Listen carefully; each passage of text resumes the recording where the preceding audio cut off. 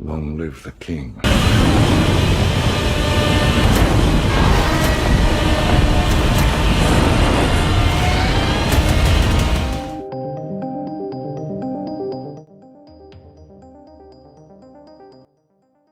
Welcome back to the channel, folks. Mr. H here for another Godzilla King of the Monsters video, and this one is interesting. Hopefully this will potentially put to bed a lot of the talks of Godzilla and the Monsterverse returning to Toho, I guess. So for those that aren't aware, look, Legendary have acquired the rights for Godzilla and various Godzilla monsters, kaiju or titans, from Toho, the creators of the Godzilla franchise, the owners, the gatekeepers.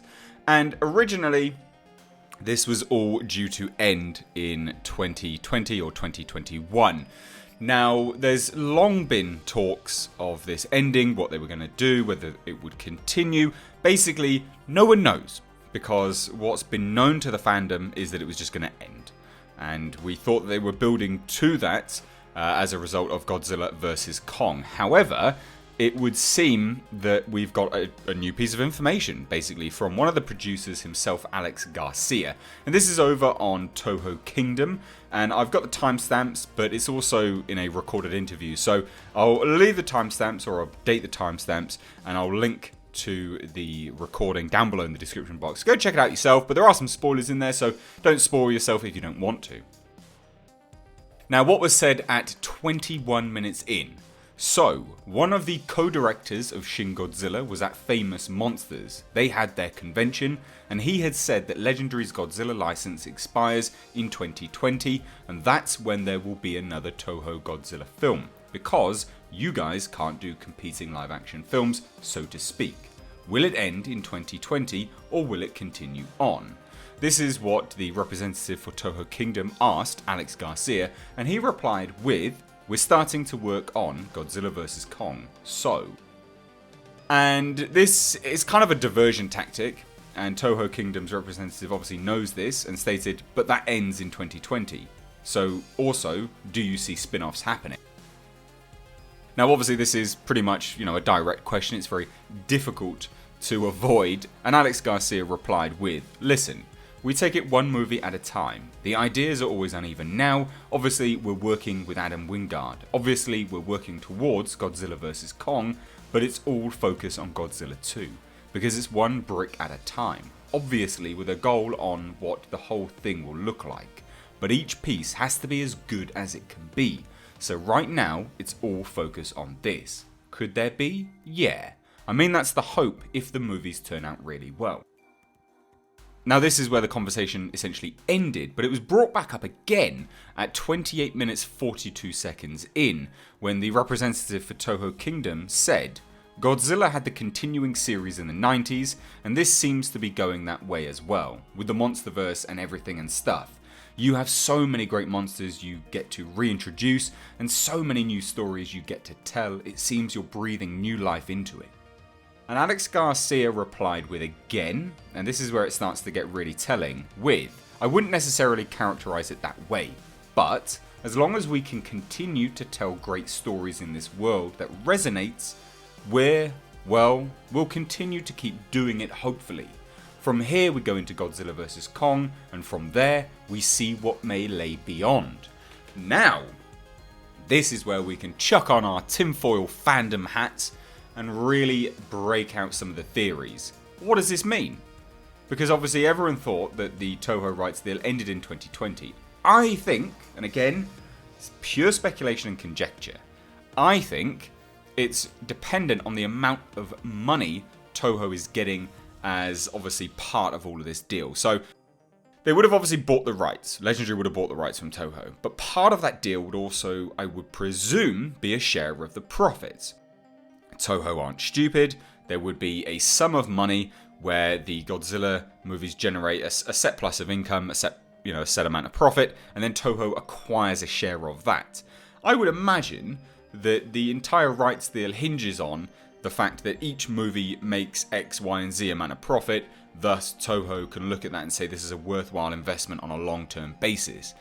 And I know a lot of people will say, well, it's just money for free in terms of what Toho's doing for this. Yes and no. They made a lot of money with Shin Godzilla. In fact, it's the highest ranking Godzilla film in Japan. So it's a massive, massive amount of money they made with that. Now, the Toho Kingdom representative seems to, or I believe anyway, may be misunderstood, because from the initial announcement and from other announcements anyway, Toho can actually make Godzilla films live action alongside Legendary, from everything that I've done research wise. Now, that may be wrong, I may be incorrect with that, but that's where it stands at this point in time from what I could gather. But the information from Alex Garcia is really, really telling. I firmly believe now that this all hinges on the total amount of profit that obviously Toho gets a share of. I would highly, highly imagine that is part of the deal. Toho are not stupid. Again, you, the viewer, you're not stupid. You would be aware that this is kind of standard business practice. So, what do you guys think about this? Do you think that this gives new hope that the Monsterverse will continue? Because I genuinely think it does. And as a result of that, I wanted to bring you this video. What do you think? Let me know down below in the comments section. Would you like this to continue, or would you not? I know a lot of people were disappointed with 2014's Godzilla, but I think what's really telling in this entire world of Godzilla versus Kong versus Ghidorah, all of these kind of things, is that the hype is huge. And that's really indicative of how Legendary and Warner Bros., because Warner Bros. Is the distributing studio, is really indicative of how they have handled the marketing. It's been nothing short of absolutely spectacular.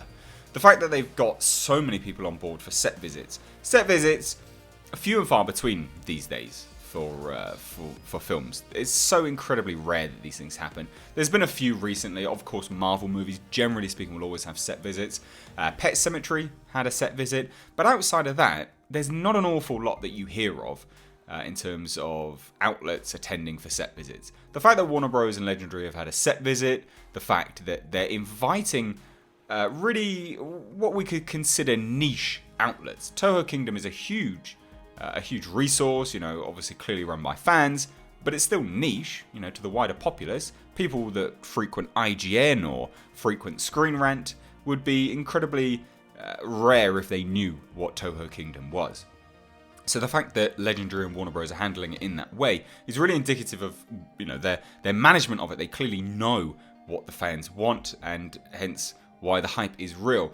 So, as much as people didn't like 2014, I feel like Godzilla King of the Monsters will really, really cap it off. And Alex Garcia in this interview also stated some very interesting bits of information, which should be really reassuring. He said that obviously they acknowledge that there was not too much monster battles in Godzilla 2014, but he also said that it was essentially just to reintroduce Godzilla to a new audience. He just wanted to bring it to a new audience and establish the universe, so they couldn't really go all out there, which is a great response, and again shows how Legendary and Warner Bros., again distributing body, have clearly had a wider plan here, that they would introduce Godzilla, see how it does, see if it is received well.